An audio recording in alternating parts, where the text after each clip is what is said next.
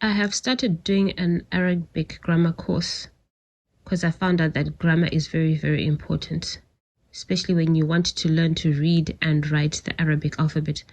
So while I was doing my grammar course, I realized that Alif never comes at the front of a word. The one that looks like Alif that's actually in front of words is a Hamza.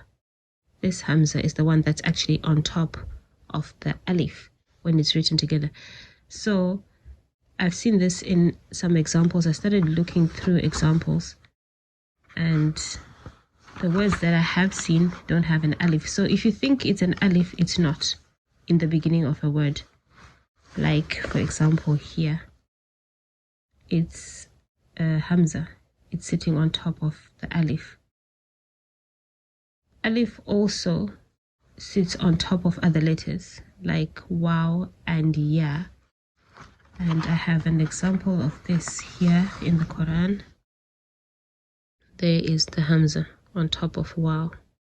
You can see that. There are examples where it's on top of ya, but it's not on this page. So yeah, it's quite interesting that Alif is never in the front of words, and it does not accept harakat. What is harakat? Harakat is the dhamma, the fatha, the kasra. Here is also Hamza on top of that. And on here, this last one is an Alif.